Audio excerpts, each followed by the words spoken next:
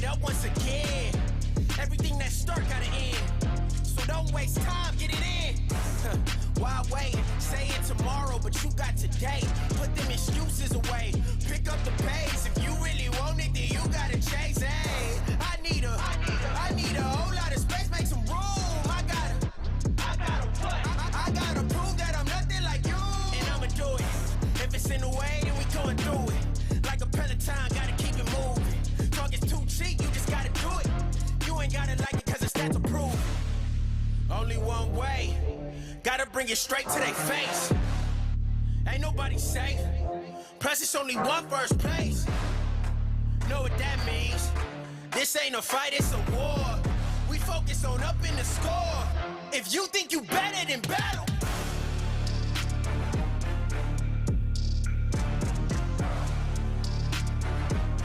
If you really with it, then battle. Just battle. If you think you better than battle.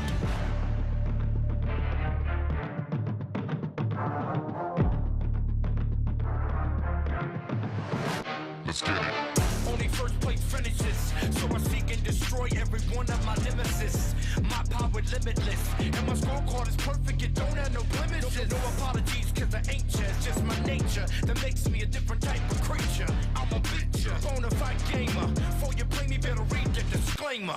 I'm that force to be reckoned with. I know your mama didn't warn you, you shouldn't be messing with. You don't compare to me.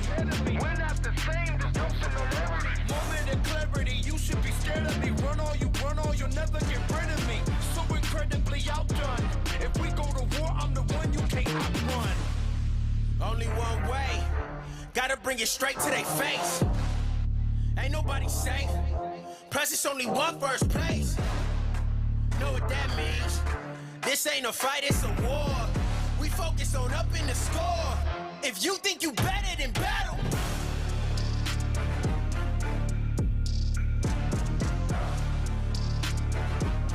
If you really with it, then battle. Just battle. If you think you better than battle. Just battle. If you really with it, then battle. Just battle.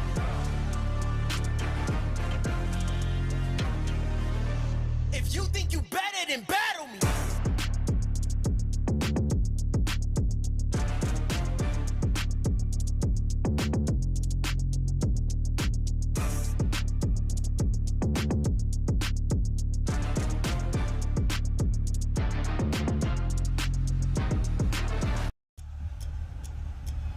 When it's time to ball.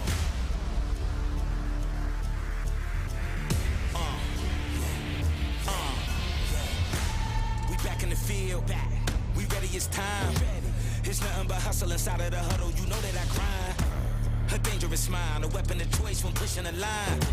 Go overtime and I won't break when it's crunch time. My end game is number one. Bet it all, give me my cash. Supreme game, can't stop it. Take off like a rocket. Break it back, don't bend mine. I'm the one now, you can't hide. Legendary like legacy. This is our moment, our time. Our time. This is our moment. This is our time. Time is now. It's time to rise. This is our moment. This is our time. The time is now. It's time to rise. Yeah. Coming for glory. We ready for war. The city's behind us. We giving you more. We ready whenever. The world is watching. The time is now. No other option. No other way. Play to win the way that we play. Destined for greatness, born to be great, ahead of the game. In front of the pack, leading the way, it's time to reign. The kingdom's here, this is our year. Been to the bottom, ain't nothing to fear, we running the game. Rushing the field for every yard, on every play. Nobody's safe, rise when we fall, but never stay down. The champs is here, doing it for the town. This is our moment, this is our time. The time is now, it's time to rise. This is our moment,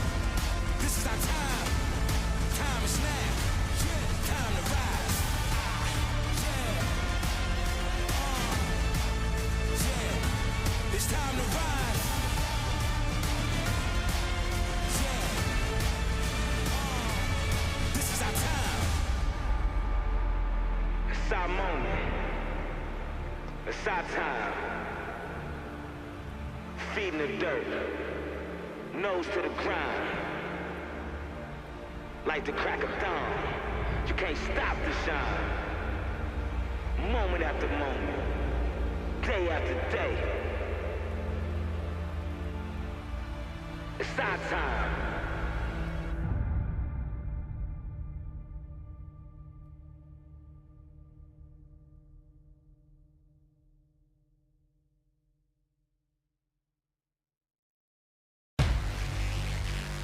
Lock and loaded, it's time for war.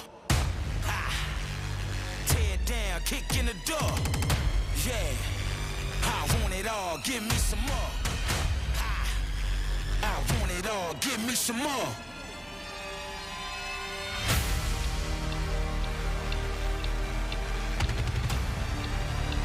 I want it all, give me some more. Yeah. Kill them all, it's time for war.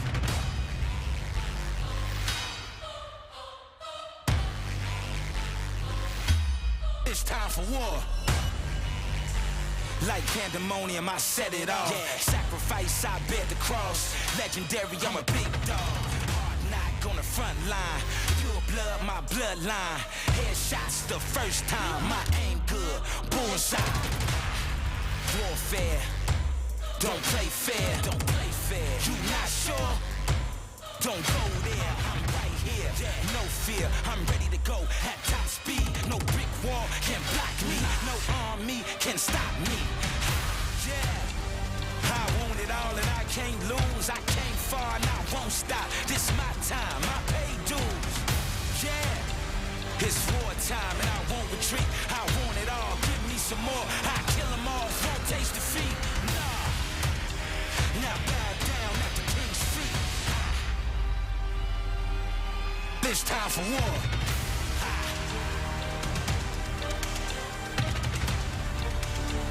I want it all, give me some more.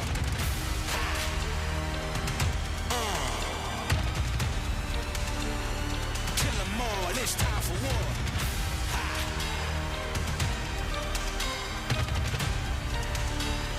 Kill them all, it's time for war.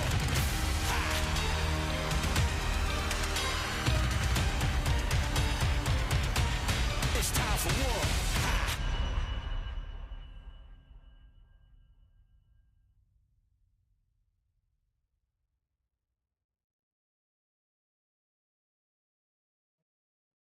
Good evening, ladies and gentlemen. We welcome you to coverage of iRacing on LSRTV. Hopefully you had a great Halloween.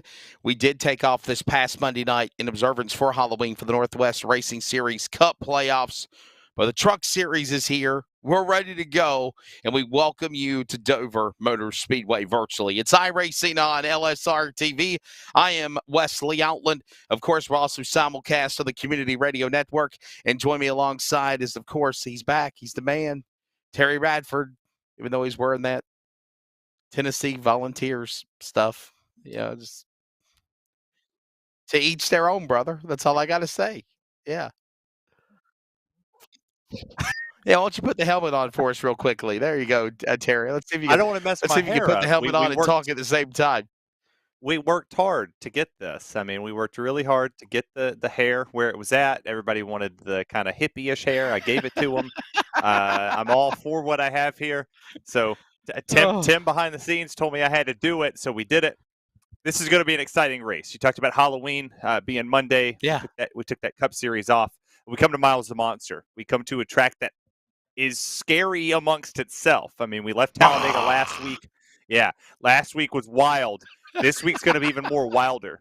We've seen a lot of drivers wreck in practice. I watched the 41 of Stephen O'Hare. He wrecked about 3 or 4 times off the 2. Frank Harris had a couple incidents in practice. There's going to be a lot of issues coming off the exit of these corners because of the progressive humps that they have in between them. This is going to be a wild track, and our fuel numbers are kind of weird because I think Tim Moore wasn't paying attention. Yeah, we'll grab we'll grab Tim Moore very soon. He's not on camera, so we'll bring him into the fold whenever we go to on-track activity. But yeah, we've got Charles Wooten pushing the buttons. And by the way, there is some severe weather in Texas, and of course tonight and overnight and in the morning. So it seems like Charles is always dealing with nasty weather. So That's what he gets for living in yeah. Texas. Well, I mean, you live in Savannah. What's the difference?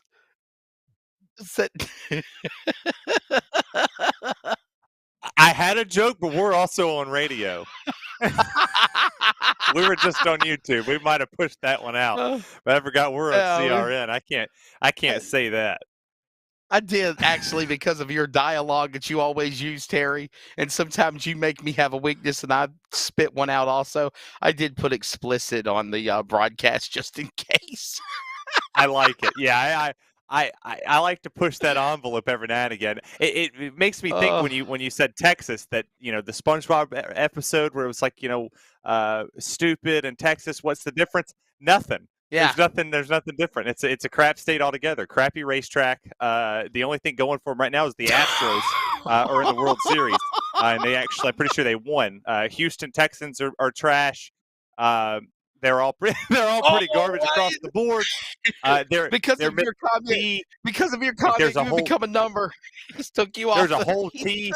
There's a whole nother T and another orange that's better than them, and it's Tennessee. This is the right orange. Texas people, if you're watching, there's only one orange and one T. You know what? You guys are on this damn bandwagon, okay? For the first time in my life, I'm going to become a Georgia Bulldogs fan, and I hope they stomp y'all in the ground when you go to Athens Saturday afternoon, okay? I have been a Tennessee fan since 1995. The first thing I wore was Tennessee orange. I knew the words to Rocky Top before I got into school. These bandwagon fans out there that are rooting for Tennessee, sit your butt on a couch. You're not worth my time. If you can't tell me who the 2006 quarterback was, you didn't live through the Tyler Bray era, the Eric Ainge era, who was the last quarterback to beat Alabama before this year. If you didn't live through Derek Gurley, Lane Kiffin leaving in the middle of the night when WKRN in Nashville, Tennessee broke that news, then sit your butt on the couch. Go cheer for whatever team's winning. You cheered for Roll Tide with the 3 teeth. Go back to that. Don't come back to us. We don't want you. Go sell out Bryant-Denny Stadium. Go sell out Arkansas Stadium. We don't want you at Neyland Stadium. We want you somewhere else. I love everybody, but I own a helmet, a bandana. I have had this same shirt for about 10 years.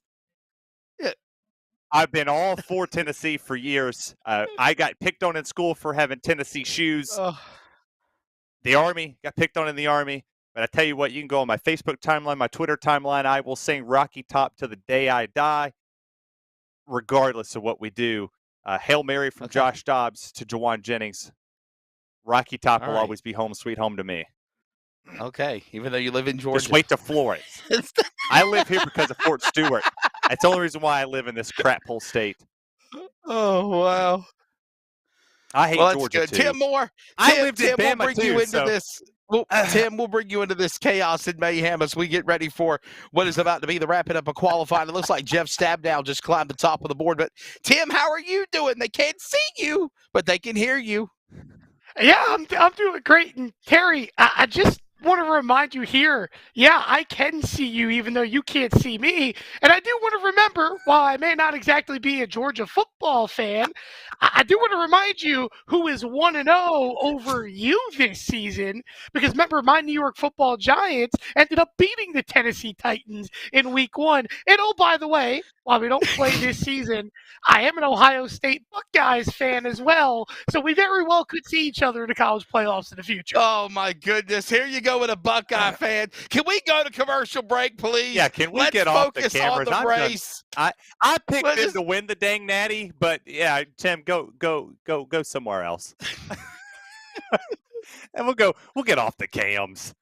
We'll be back in just a moment. Okay, we'll be back in just a moment. You can't see me, but you can hear me. We're back in a moment. Okay, we're going on track at Dover next. Your CRN, my CRN, our CRN. We are CRN. The Community Radio Network now and the new WCRN 87.9 FM. And still always anywhere worldwide at wearecrn.com. We are CRN. Welcome to the Community Radio Network. Follow us always via social media on Facebook, Twitter, and Instagram at CRN Sports. Plus, listen to the new CRN 87.9 and still anywhere worldwide at wearecrn.com. We are CRN. This is our series, So many different pieces that you have to watch out for. where the stakes are always higher, $300,000.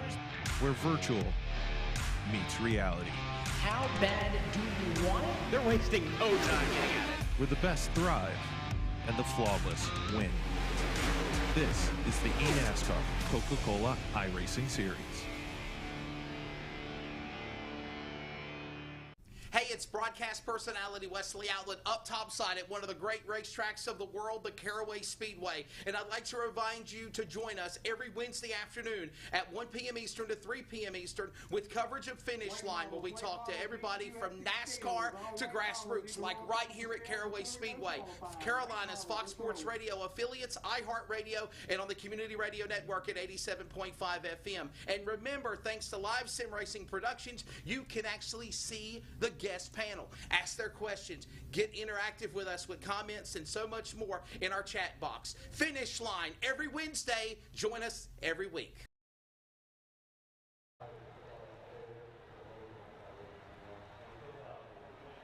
I'm not even gonna repeat what we said off there. Okay, I don't think you can. Shut up. This is the Munster Mile. Miles the Munster is in the house. There is a road track. There is a horse track, is what I meant to say. Damn you. He's got me all combobulated, and yes, that's a real word, okay? That's what Terry's done to me. Look at the point standings, okay? Looking into this, obviously, we know Stephen O'Hare has advanced into the championship race finale at Homestead. Everybody else is on the outside looking in. But speaking of the points, though, Terry, they're very, very close, man, as we get ready for the feature coming up next. Yeah, and you think with the 2 seconds to go in qualifying that the two that are sitting right there, Kevin Smith and Dennis Moore, they've done their job. Sean Brightsman's up there as well. They've done what they needed to do. 1-2 in qualifying. Perfect setting, perfect start. But I would not discredit Dan West Jr. That might be the sleeper guy here at Dover. Well, let's give you the starting lineup as there's your look at the points. We're ready to go racing here tonight at the Dover Motor Speedway. On the pole, it is Kevin Smith, the Walla Walla Washington driver, the 00 to the outside, another points driver, 2020 Cup Series champion. Sean Brightsman from Puyallup, Washington, now from Tucson, Arizona. Row number 2, Jeff Stabnow with the 24 from Billings, Montana, and the 2021 ARCA Northwest E-Series champion, Ryan Bloom, in the 25. Row number 3, we'll find Frank Harris in the number 11, and Devin West from Shelton, Washington, in the number 5. Row 4, it is Troy Daggett, the 99, and showed strong ability here in the last couple of races. Paul Newton, the road course king, ready to go in the Paul Newton Designs, number 27. Top 10, two-time and defending champion Dan West Jr. on the outside looking in. The Cat Man in the house, James Vining, 333. Terry, your top 10 here at Dover. You got Stephen O'Hare right there, and Casey Duncan rounds out row 6. Toby Ritter's in.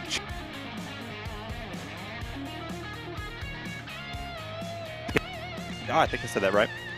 Brett Johnson back there in row 8 with Aaron Cooper. Row 9, we're going to find Carl Burke and Dennis Moore. Rounding out the top 20, Briar Reynolds and Tyler King.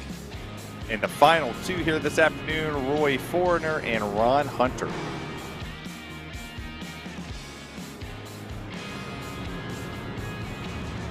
Well, there's your lineup for the trucks. Ready to go here tonight. 22 of them here.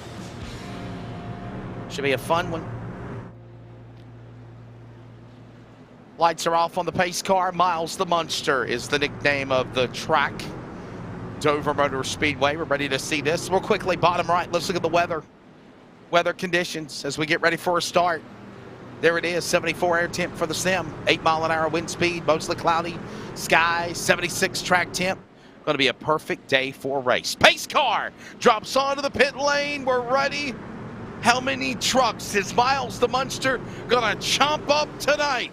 We're ready. The playoffs are ready. Next round, Dover. Ladies and gentlemen, you have a virtual race, and we are green. Let's pause our voices and let you feel the thunder here from Dover.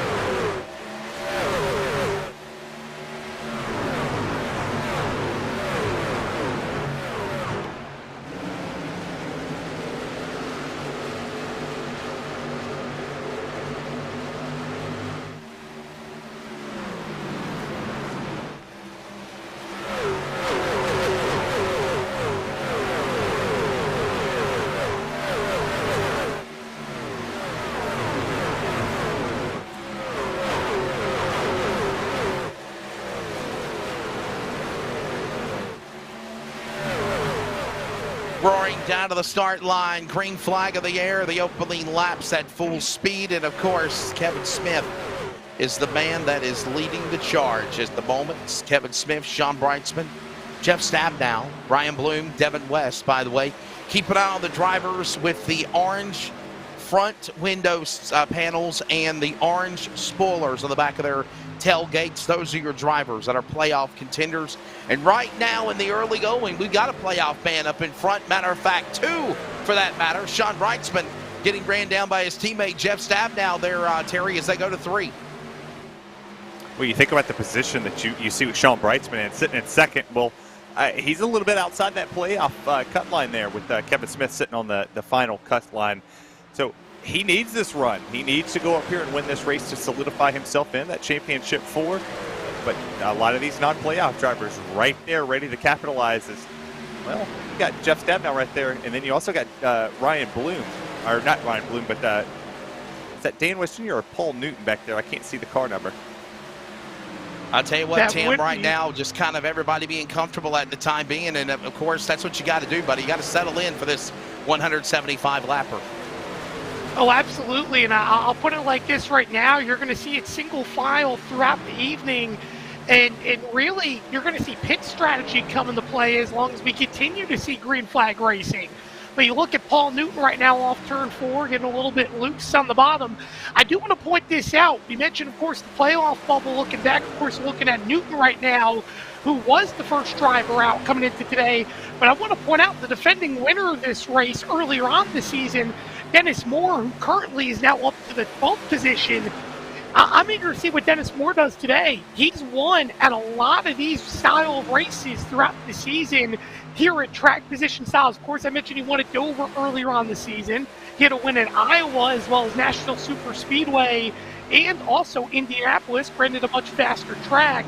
That's still a pretty much track position style of a race. I think he's going to be your one to watch here this evening. And right now, he's sitting in the 12th spot. As you look at Stabnow, a little bit loose there off turn number 4. Onboard camera there with Jeff Stabnow as he tries to reel in Sean Brightsman for that spot.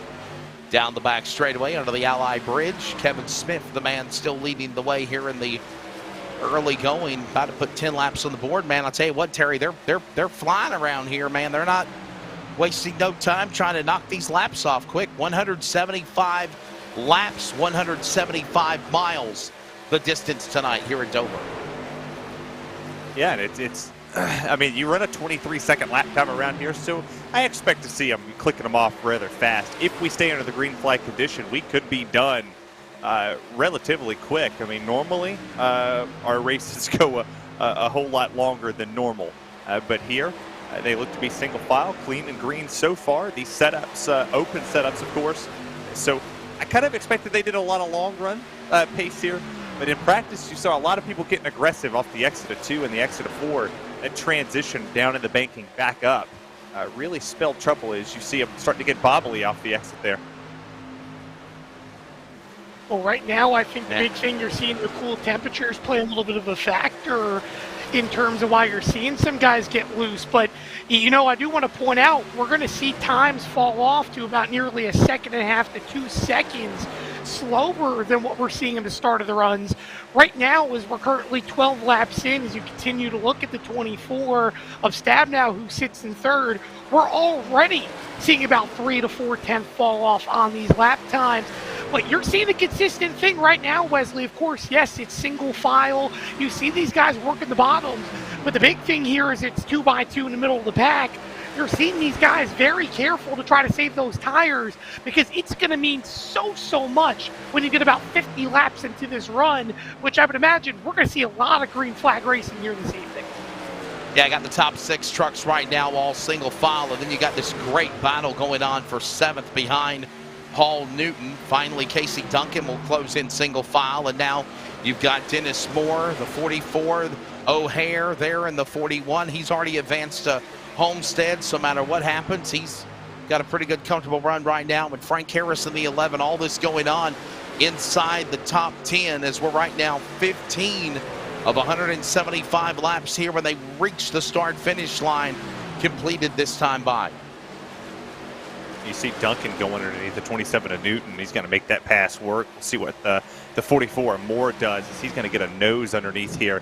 This is for the 8th place position. As you see, the 41 of Stephen O'Hare already locked in, has nothing to lose, can go out here and play some weird strategies, maybe go long, go short, do whatever he needs to do to potentially put himself in a position for more points. I think that's all he needs to go for here is keep somebody else from going out here and messing you up, as Paul Newton seems to not have the pace early as he's starting to wash up the track. And Newton fading all the way back to the 9th position early on in this one. But again, the big thing is trying to find that pit strategy. Again, we could see up to 2 green flag pit stops in this race. And I think the big thing as well is it comes down to how do you want to break down this strategy? Do you come early? Do you come late? Oh, goodness, Newton got a little bit loose as you look at the battle. I believe this is for 14th, actually 15th, as Ritters will end up going by the 06th of Malik. So right now, again, I mean, you're starting to see these trucks just slowly but steadily start to get to its edge. It almost kind of looks right now a little bit of a tight loose that we're starting to see in this run. And we're closing in really now in this point of the run, Wesley, where we're going to really start to see who has the better long-run car as we're closing in, just taking lap 19 of the run. And it sounds like we have a couple guys almost getting real close to that wall towards the back of the pack. And it's only fitting to give some love to the Thunder Road Budweiser number 23. Toby Ritters picked up the win last Thursday night in a wild, unforgettable Northwest event at Talladega. We will never forget. And Terry finally, after about 3 years, he broke through into victory lane to join that fraternity. Yeah, it was super awesome to watch. I was a little bit under the weather last week at an event. Was not feeling my best, and I went to Pride Week here in Savannah, but it was super awesome to see Toby Ritters go to victory lane. He has worked so hard in the Northwest Truck Series to put himself in a position to get one. No better place than Talladega to see that paint scheme, an iconic Budweiser scheme, go to victory lane there. It was super awesome to see, and he comes here. Not doing too bad, running 15th, a little off from what this track is going to give you. But this track across the board, man, you're going to have to settle in. The track's going to change, grip's going to get higher, rubber's going to get laid down. We're going to see who makes the adjustments to build upon what they have, and maybe go brick by brick to go up here. And maybe by the lap, probably lap 50, lap 60 pit stop, you'll see some comers and goers. Yeah, I was about to say probably around that lap time right there, Tim. We're going to keep an eye on that, buddy. Go ahead. Well, I was just about to say right now, early on in this run, the class of the field, of course, has been Kevin Smith, who currently has a 7/10 of a second lead. He's still running 24 ones, so now we're seeing exactly a second fall off on lap times. But you see him kind of utilizing that space, kind of arcing it out a little bit in the centers and almost having a little bit of a diamond effect, if I must say, as he approaches these corners. And again, you're going to see a lot of different approaches, but here with Smith in the lead, I mean, just utilizing all the space he can in clean air. And I want to say this, at least Smith right now, of course, it seems early on, he's hit the setup, but Sean Brightsman as well, both of these guys continuing to log fast laps. Brightsman actually that time was the third fastest car on the track. He ran a .42. Stabnow was actually just slightly faster as him. It seems like maybe his car is starting to come a little bit to life here in the long run. But I mean, Smith right now, he's enjoying that clean air, Wesley. But I think the big conversation that we'll start having as this run goes on, what's going to happen to that 00 once he gets into lap traffic?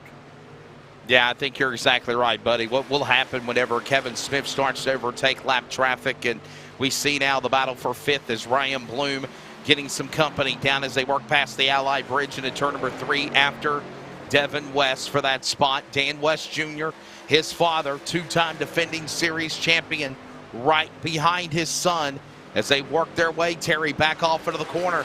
Pretty solid run, over 25 laps, seeing everybody's played nice here at Dover. And Miles the Munster hasn't chomped anybody up yet either.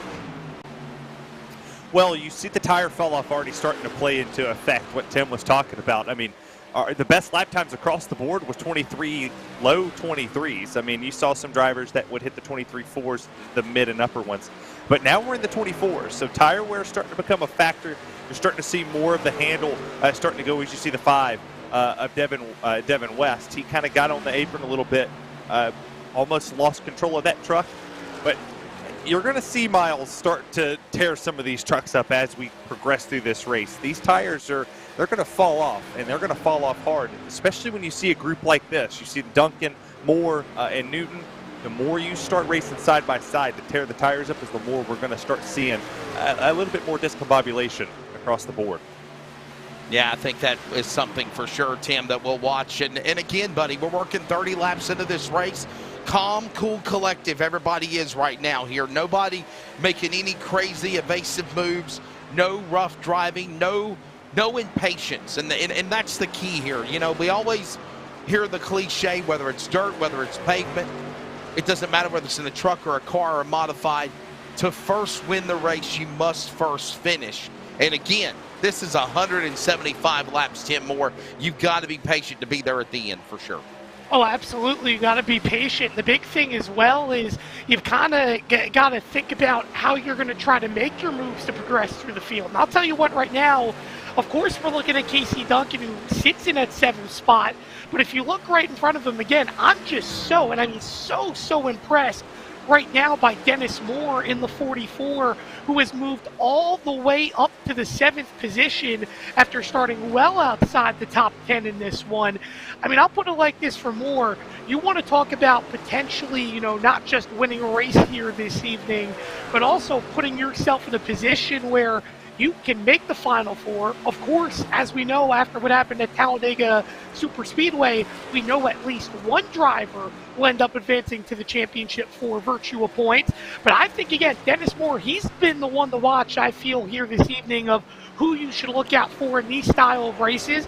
And I think, again, once we start to think about strategy, I think the 44 is going to be the one you're going to want to look forward to, because honestly, if I'm anyone in the field, I want to mirror exactly what he's going to be on, because he's mastered it all season long to this point at these styles of races.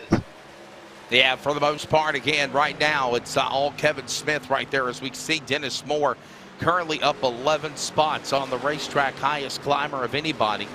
Dennis Moore, Brian Reynolds is behind them with 8 climbing up now. He's in the 11th position. There you see the 17 Serve Pro Toyota, and that is the machine is I think Blackstone number 333, the Catman James Vining coming down onto the pit lane.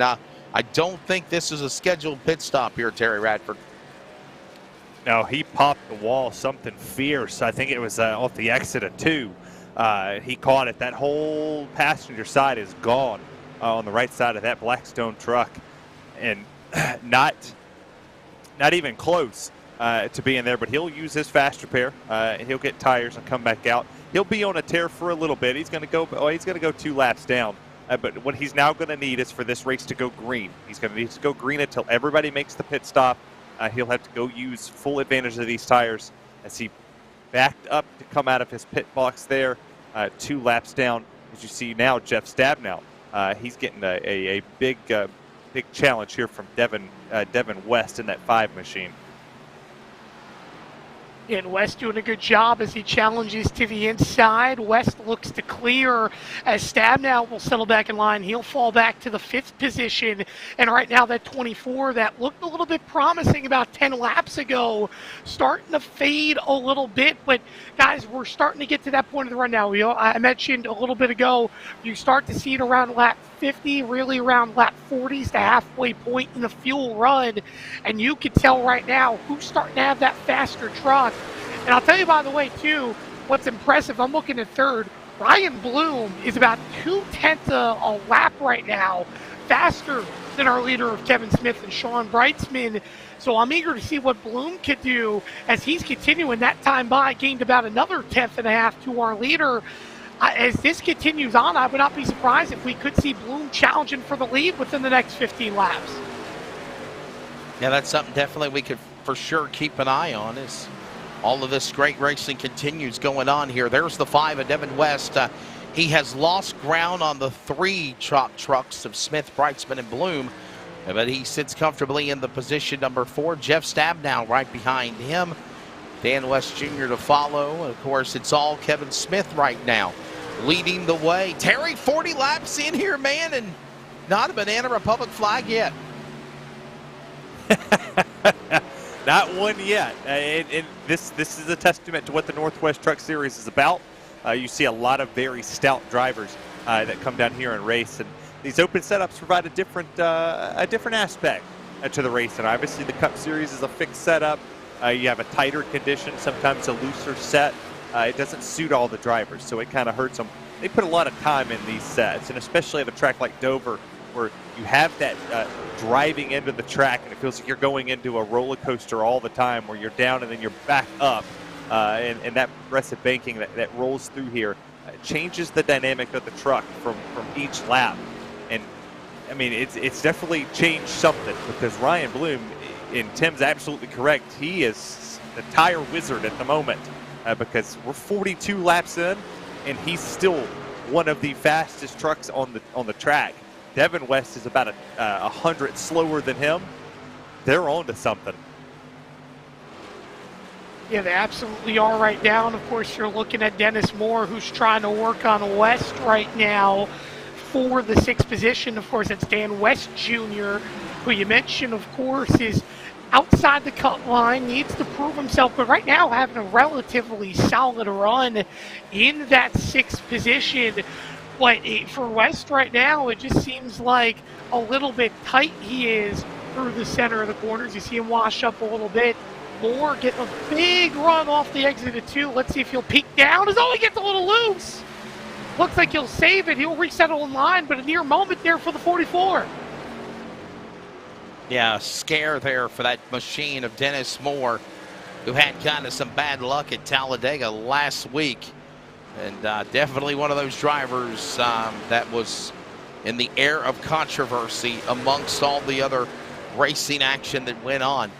And he has now settled himself right back into the 7th position, closing in on now Dan West Jr., Jeff Stabnow in front of them by about 2 truck lengths, Terry, as they work back to start finish. And man, we're literally about 1 1/4 remaining in this race. And again, everybody's just, that's pretty much the biggest excitement we've seen of the night so far. Yeah, I mean, Stabnow,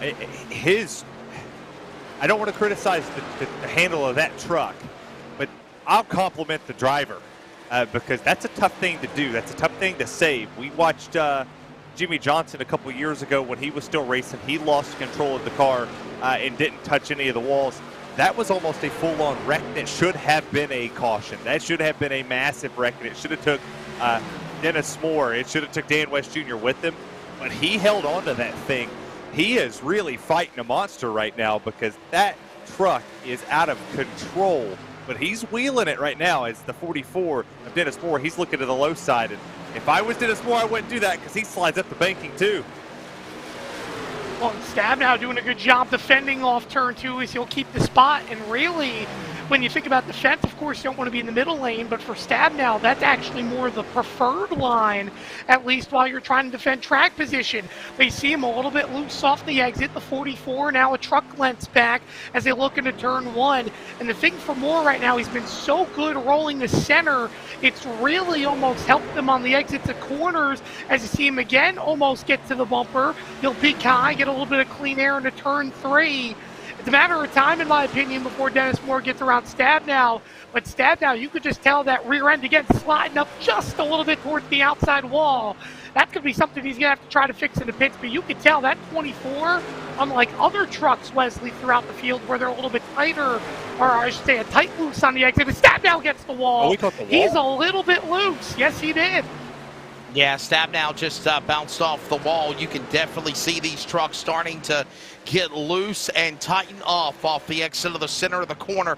They're getting really loose on the straightaways. And honestly, 2 words there for you, Terry, as that approaches lap 50, ill handling race trucks right now for a lot of these drivers on track. Well, I'm almost positive that a lot of these drivers were not expecting this long of a run here at Dover. I mean, 51 laps, that's impressive. But, I mean, to go back to the ill handling part of these trucks, the long run's going to have to get helped at some point in time. And correct me if I'm wrong, Tim, if you just take a little bit of air out of that right rear tire, kind of lower it down about a half a pound to a pound, you might settle it on the longer run, but you kind of hurt that short run speed. So you kind of have to play a good balance here of what you can do with it, what you can't do with it, just to make it work. But I think if you're anybody right now, you're following what the 25's doing, because Ryan Bloom and Dennis Moore have drove through this field and have been as consistent as anybody. I mean, Bloom's caught him. We thought it was the Kevin Smith show. Well, we might be in Broncos country here in just a little bit. Indeed, we just may as they cross the start-finish line to take lap number 54. It's about a 10th between Bloom and Smith, who's been able to get to the bumper, got a little piece of the apron there as he'll lose a little bit of time. But at least for the moment, there'll be nose to tail into turn number 3. But you could tell right now, Bloom has the better truck. But Terry, I think the big thing is just the dirty air is impacting just ever a little bit so into the entry of the corner that he's not able to get that exact run in the center to his liking. It's almost like he's a little bit snug. We can see him now coming off the exit, get that good rotation. I honestly think if you're Bloom right here, the way you're going to have to pass him, you're going to have to be real aggressive in the entries. You see him doing a turn 3. I think that's the only way right now you can get around Kevin Smith. Yeah, I think you're exactly right there, Tim and Terry, and the analysis is spot on right now, trying to keep up with all of this that's going on track. Again, right now, longest green flag run I think we've seen for the Northwest Racing Series in quite a while, especially in the playoffs. And right now, believe it or not, we are approaching 30 or so laps to the halfway mark of this event. 55 laps, 56 laps completed. Hey, we're also coming up on the top of the hour. We'll give you a full field rundown when we return from Dover Motor Speedway. This is coverage of the Northwest Racing Series Truck Playoffs on CRN, the Community Radio Network. Community Radio Network, WCRN 87.9 FM, Clayton, Garner, Raleigh, North Carolina, USA. We are CRN. This is our series, So many different pieces that you have to watch out for. where the stakes are always higher, $300,000. where virtual meets reality, How bad do you want it? They're wasting no time getting at it. where the best thrive and the flawless win. This is the eNASCAR Coca-Cola iRacing Series.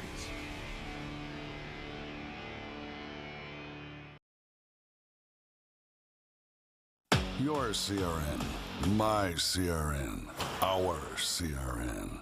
We are CRN.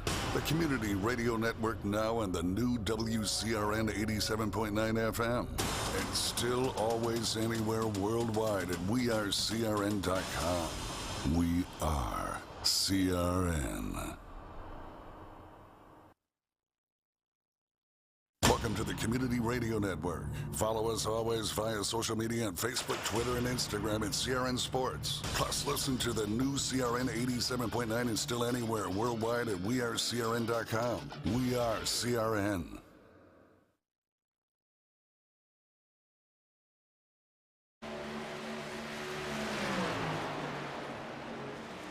"60 laps completed here now. Lap 61, they're working. And we've got problems. It looked like Jeff Stabnow has wrecked entering the pit lane. Jeff Stabnow now on the binders in front of Sean Breitzman. And here's something that we weren't going to think of. Green flag pit stops at Dover on lap number 61. Terry, this is what happened to Jeff Stabnow in the 24 as he comes off the banking onto the flat. And he loses control, puts the nose into the barrier there, into the barrels, and he got stuck on the sand pit, it looked like, on the sand barrels, and all the while he had to come to the pits. We got pit stops going on. Green flag at that, by the way, Terry.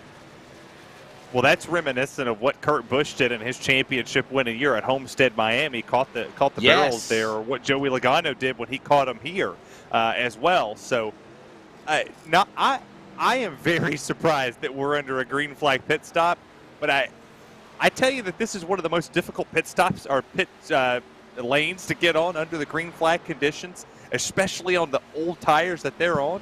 And with Stabnow's truck handling the way that it did, no surprise that when he got on the binders to change transition from the banking to the apron, when he caught that little bit of a separation between the track and that the banking down low on the apron there, that he lost control. But surprisingly enough, Devin West waited a lap behind the new race leader Ryan Bloom and Kevin Smith before he came down pit lane. I thought he would have been the first one to come down. What are you thinking, Tim Moore? I was going to say, we'll see what happens. I think maybe he's thinking about the fresher tires because you saw what he did on the long run as he was starting to run down Bloom and Smith in that battle for the lead. But the way I'm looking at it right now, I do want to point out the first one of all the playoff drivers to come down was actually Dennis Moore. And actually, guys, he's right now 3 laps down. So I wonder if Moore got caught speeding or had an incident in the pits, which is something very intriguing to think about. He had a 55-second pit stop, so it's definitely very likely a penalty for Dennis Moore, which this really throws a monkey wrench now when you think about the playoff picture, because Moore is sitting back in that 17th position. He's going to have to do a lot of work. Right now, the first car 2 laps down is Jeff Stabnow. He can at least get up to 15th. The Fournier now Moore moves up to 16th. He's going to have to do a lot of work, and I mean a lot of work to make up some critical points in this one. It's going to be about 20 or so laps till the halfway mark of this event. And again, for the most part, now we're watching Briar Reynolds in that Old Glory black and white Jack Daniels number 12, now beginning to haul the mail. He's the one that's out in front. Toby Ritter's, by the way, in the number 2 position. What a drive there for the 23. Brett Johnson is 3rd. And again, Terry, you've got these green flag pit stops. You've got action going on honestly nowhere. We've had a couple of exciting moments, but for the most part, you see lap trucks now starting to power back around Briar Reynolds and try to get back on the lead lap or get back some of their laps back down, if you will, because Dennis Moore and Frank Harris and Ray Fournier are both multiple laps down, so they're trying to get their spots back. And then, of course, in addition to that, just a comfortable race. Very surprised we are closing in on 100 laps to go, 70 laps completed, and it's just been very comfortable. It's been a good, calm race. I just got a feeling if that's going to last. Yeah, and there was a whole lot of speeding penalties. Yes, there he was speeding everywhere. A lot of speeding penalties. Tim Moore, you got the breakdown of it, buddy. Real quickly, Terry. Let's go to Tim Moore. What you got? I was going to say, we had more speeding penalties. Dan West Jr., he is now 4 laps down. He had some trouble in the pits. And Sean Brightsman as well, who is 3 laps down, had trouble in the pits. Guys, it's 35 miles an hour through that slow but hard to enter pit lane. I think a lot of guys got real aggressive on the entry. And that's where I think most of these guys ended up getting caught speeding. And by the way, Terry Radford, to elaborate on that, is now we have Devin West on the pit lane again, or Toby Ritter's on the pit lane, excuse me. As we elaborate on that, they're playoff contenders. You do not want to make mistakes like this, especially in the playoff rounds. Well, and especially in a race where we're closing into halfway, we have yet to see a caution be waved over this racetrack. And now you see Brian Reynolds and Brett Johnson coming down. They needed a caution, something fierce, because they were a lap ahead of the field. Like, they had the entire field lapped. And currently, you look back now, Ritter's is 1 lap down. Jeff Stabnow's 13th, 1 lap down. I expect to see Ritter's jump above Stabnow here and take that with fresher tires. He's going to be turning some very fast laps around this racetrack. This race just got flipped upside down because there's a lot of people a lap down, like the 46 and the 55, that just really had great races going. Yeah, let's give you the full field rundown. Got 7, we'll do 8, 7, and 7, by the way. Ryan Bloom is the leader. Devin West is in 2nd spot. Kevin Smith is now 3rd. Stephen O'Hare is 4th. Casey Duncan is 5th. Paul Newton is in the 6th position. 7th is Tyler King. And 8th right now, Terry, is Aaron Cooper in the 71. You got Daggett back there in the 9th place position. Jeff Stabnow in 10th. James Vining 11th. Brian Reynolds in 12th. Toby Ritter's in the 13th position. And Brett Johnson will be your 14th driver, with Dennis Moore rounds out 15th. Indeed, Ray Fournier sits in 16th. Frank Harris, 17th. Sean Brightsman is falling down to the 18th spot. Also want to point out James Vining has just come down to hit the pits. He now sits in the 19th position as Dan West Jr. moves up to the 18th position. You have Chad Malik in 20th, Ron Hunter 21st, and currently back on the racetrack, but 44 laps down, is Carl Burke in the 53. And that is your full field rundown here for the Northwest Racing Series Truck Playoffs at Dover. So far, we have seen no caution flags, and we are about 10 laps to halfway. I'm Wesley Outland. We've got Terry Radford alongside Tim Moore in the broadcast booth. As always, welcome to our coverage of iRacing on LSRTV and the Community Radio Network on simulcast coverage. And again, so far, all quiet on the Western Front. Charles Wooten manning the buttons of the action. That is pretty much nothing going on. There's nothing happening, Terry, around this racetrack except maybe a couple of thrills and spills, and then in addition to that, maybe the pit road penalties. That's it. Yeah, really nothing crazy. I mean, Devin West is right there catching up to Bloom. Fresh 1 lap fresher tires might be the thing that Tim alluded to, but other than that, it has been a rather quiet and uneventful race. But if we go back on camera, I got something for you. Well, I'll tell you what, we're approaching halfway, so I guess that it would be okay to come online and give you the mid-race report, as halfway is about 8 laps away, as we get ready to bring you back inside of... What?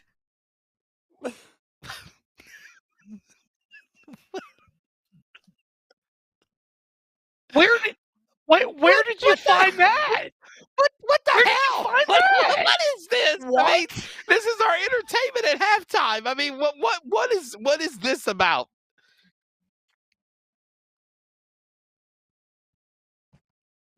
Can we hear you, Terry? Terry, can you hear us? Just stick the microphone up to your mouth like this and talk. They know you're not a real chicken, okay? Put it up to your beak. Listen. Oh, so what I was thinking about here. He has a microphone like he's at the state fair. So what I was thinking about here, there's a whole lot of chicken things going on around here. We don't have much of a race. God. I figured I'd bring some entertainment here. I bought a chicken head, and I enjoy it. So I get. we'll wear the chicken head, for a little bit here. It's a little itchy, but other than that, I got to keep the fleas away. Did he literally? You are a man of. Tim, did he literally just say chicken head on our broadcast? That's what I'm trying to. Yes, he did. Yes, he did. I'll put it like this: Terry's a man of a million different costumes. That man has a lot of things in that closet that you would never imagine. You don't know. Well, here we go. Hold on, he's coming back. I got you. What the hell are you doing? I got you. Don't worry. What are you? I got We're you. on the Hold on. air. Hold on. Pull up your pants. Pull up your pants. Oh my goodness! I have a feeling he's pulling out a wig here. He's pulling out a dang elephant to make fun of me for Alabama Roll Tide. Watch it. We hear you. You're bent over the chair. I don't know what it is. We are so fired. What the hell? Yeah. I want to rock all night. Party every day. Give us your best jeans. Give us your. Yeah, that's probably the best I've ever seen you look, Terry Radford. Oh, my head. I figured we would come with the chicken outfit. Oh my God! I'm going to get fired. I've got the kiss. I've got Bob Ross. I got it. I got all sorts of costumes up there. Hey, in observance of Halloween, get it. Get the clown. Get it. Get the clown. Yeah, ain't nothing else entertaining going on in our life here at Dover. Oh. Where is my John clown? Adamacher says hello from Phoenix. He is at the NASCAR championship race at Phoenix, and we're just we're cutting up with the GOAT, Terry Radford here. Oh my God, what in the world? You'll float too. You'll float too. Georgie. You want to float? Hiya, Georgie. Tim, do you know who that is? Yes, absolutely. I saw that movie, the more updated movie of it when it first came out, and I'll tell you what, it was definitely entertaining for sure. But I mean, the head's breathe not big in that enough. dang thing. No, of course you can't. But I'll tell you what, I say this humbly. You look better, Terry Radford, with the mask on. I mean, you do. Yeah, I appreciate that. That's what my wife says. All right, so we'll let you put your headband on. Tim Moore, you're taking this race right now as we officially just passed halfway. And again, there's nothing really happening here at Dover right now. There may not be a lot happening in Dover, and of course, we're trying to give a little bit of entertainment, some enjoyment to what's been, I don't want to say a lackluster race to this point, to halfway, but there's been a lot of stories. It just hasn't been on the racetrack, unfortunately. Again, we mentioned those big speeding penalties for a lot of playoff guys early on in this one. But guys, right now, currently, I mean, you're looking at Ryan Bloom still the leader, Devin West Jr. right behind. I think it's about now a second gap, if I'm not mistaken, between them, and then you have about 4 seconds back of Kevin Smith. Listen, it's sizing up here at Dover, and I want to emphasize this. It may be spread out right now, but guys, all it takes in this race for everything to change is simply a caution. A caution will cause chaos. For a lot of these guys a lap down, it's an opportunity to get a wave around, try to get more points. A caution could change everything, which, for the record, I think a lot of these guys on the racetrack right now, especially if you're Ryan Bloom with having a commanding, position on the racetrack right now, rather if it's going to be the lead or not, that doesn't make the difference. Those guys don't want to see a caution because they can't control their fate of the race. Yeah, Terry, you want to elaborate more on that, buddy? I mean, obviously, one yellow flag, it changes everything in the race. And I got a feeling we're going to see a caution flag, but it's going to be late in the race as well, but probably under 50 laps to go. Well, I kind of wanted to respond to RGL Motorsports out there asking if these were hoping that they weren't boxers. They're pajama pants. I'll get a jump in my chair sign here. I'm trying to be a little camouflaged here this afternoon. If you fell in your chair, I won't fall in the chair. I've got this. But I will say on the caution front, well, I'm glad you did. I didn't. Listen. I could jump in this chair all night long. This thing's got good springs. if we do have a caution that would come out across this board, I still think that we're looking at a guy like Kevin Smith or Stephen O'Hare. Ryan Bloom is fast.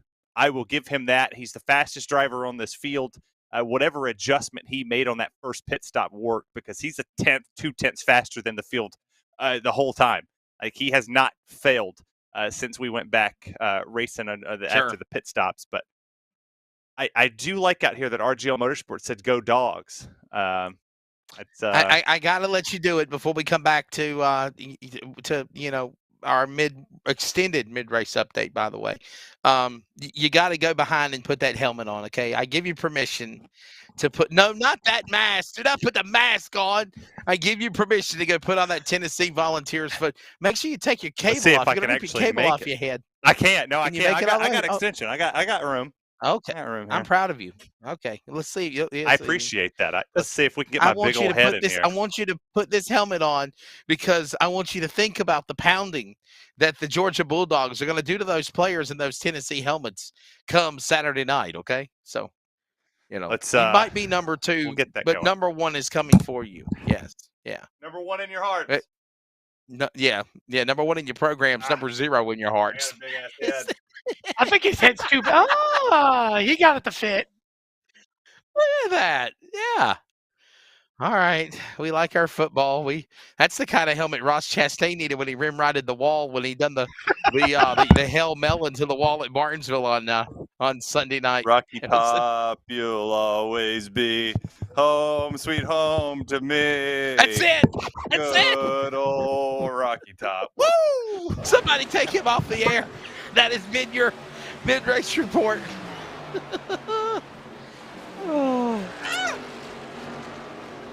Oh. Yeah, the dessert talk and the fish noises commentary with Greg Rentz and myself a couple of years ago was certainly hilarious. As we, by the way, have put triple digits on the board this time by 100 laps in and 75 to go. Terry, we're not going to have you make fish noises. Oh, no, well, that it reminds me why I quit playing football. That helmet was a whole lot harder to come off with long hair. It just ripped part of my hair out. So oh, there you go. There's a reason I don't play no more. That helmet sorry was you're bald. was not. No. We haven't gotten that far yet. But don't worry. The hair game's still strong. We'll keep you all up to date on your the masks hair you have to keep in the closet. You're not carrying to Florence with you for our finish line South Carolina 400 shows. I cannot see you. I cannot see you running down pit road with a damn Gene Simmons or It mask on. Okay, like seriously. He would run down pit road in a Macho Man Randy Savage costume if he could. I can promise you that. That would He's done it before. more accurate. I have done it before. Oh yeah, it's the Macho Man. I actually got interviewed by NASCAR in the Macho Man Randy Savage outfit at Darlington. Oh my God. Okay. Yeah, I have footage out there somewhere of me talking about Kyle Busch and Dale Earnhardt. And me and my wife got a cool interview. It's actually what started my iRacing career. Shockingly enough, I was just doing stuff by myself on the Vols Fan 88 Twitch channel that I used to own. And then I got the call another from Podium. Vols channel. Yeah, well, I was doing iRacing from it. It was my personal Twitch that I thought was fun. I was doing Xbox stuff on it, and out of nowhere, I get a call from Podium after I did one race with them, and they were like, "Hey, we want you full time. Come do it." And I was like, "Sure." NASCAR had kind of had an influence in it. Same thing with iRacing. It is so awesome, and I'm so honored and privileged that I get to say that in 2 weeks I'll be sitting at Florence at my first ever track with the media credentials on pit lane with you. I can't wait. I cussed on RaceSpot today, talk about how effing awesome it is that I get to do something other than sim racing. It is such an honor and a privilege. Yeah, I won't. You've earned it. You've earned it. I've enjoyed working with you. You've earned it. I've enjoyed working with you. And again, by the way, we're waiting on the official press release to come back. I wrote a draft out to Jacqueline. And I was hoping that Jacqueline would have approved it by now, but I know she's been very, very busy. Matter of fact, they got a Munster Truck show going on this weekend as well, and I think they've been dealing with all of that. So 2 weeks from today, we will be live in the press box on championship night at Homestead for the Trucks Terry Radford and myself, whoever we bring along. I think Tim Moore and Jason Rockefeller will both join us for the finale, and we're going to go out with a bang. In addition to that, we've got the Finish Line Motorsports Show content all throughout the week end of the South Carolina Charlie Powell Memorial 400. We will have interviews with drivers. We will do Finish Line and the co-collaboration with Finish Line and, of course, iRacing coverage, but also we're going to branch out to the real deal at Florence Motor Speedway. The LSRTV Productions and the Chicken Bone Alley podcast will collaborate together, and we will have coverage of the Pit Pill Party, which basically is everybody will come up on stage one by one with yours truly. I'll ask them a question or two, and then they will draw a pill to determine their fate for qualifying for the South Carolina 400 on Saturday afternoon. And again, Terry and myself will have content all weekend long, whether it's on the LSRTV social media, and of course also on our Finish Line and Florence Motor Speedway social platforms as well. And believe it or not, Tim Moore, green flag pit stops round 2 underway with under 65 to go as well, my friend. Yeah, and I'll tell you what, not surprised at all. We're starting to see guys come in early to try to maintain that track position on the racetrack. You saw Dan West Jr., who actually faded a little bit. Remember, he had the fresher tires, was battling with Bloom for the lead. He was about a tenth of a second behind.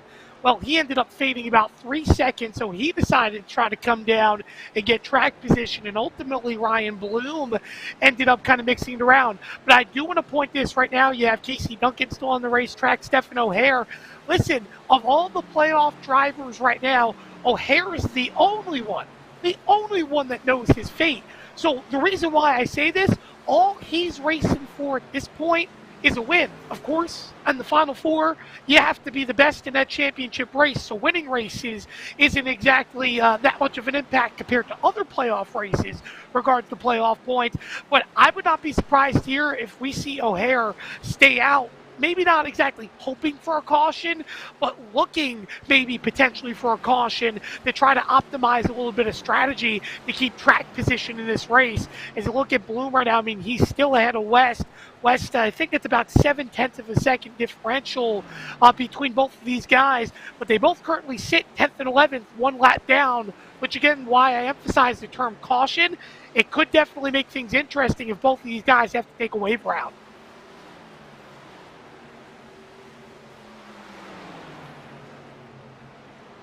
Well, all this happening on lap number 114, this time by 113 laps. Of course, Stephen O'Hare still the man out in front. Casey Duncan in now the number 2 spot. Paul Newton in 3rd. Hey, mind you, how about this? A lap down or more.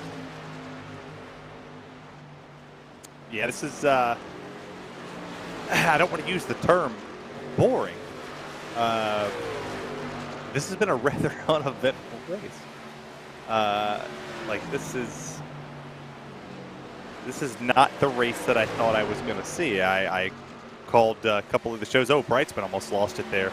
But I called 2 other shows for F3 and F4 for the PRL, and I thought, oh man, we're at Dover in the Northwest. I'll see a whole lot of chaos. Like, this could be a game changer. This has been a straight up butt whipping with Ryan Bloom when he took this lead. He just kind of just started sailing off in the sunset here. Looks like Casey Duncan has a little bit of problems there as he's faded down to the 3rd position. I think he got a piece of the wall, guys. But I also want to say it like this, Terry. You know, you look at it this week, yeah, single file may not be the most appealing. Next week, we had the Phoenix Raceway, of course, and I'll tell you what, that's going to be very, very similar to the kind of race, believe it or not, you're seeing here, where while, yes, it can get crazy and wacky on restarts, you're going to see some guys run in the middle lane almost towards the wall, and you're going to see a little bit more close quarters racing, but it'll still be, for the most part, a little bit single file.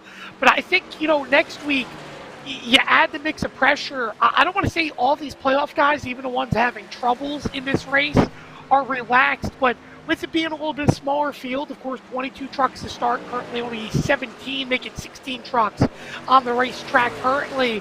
A lot of these guys are just kind of content letting these laps continue on.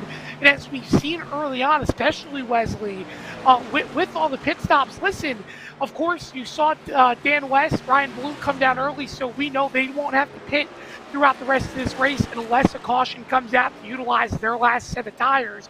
Remember, you only get 3 in this race.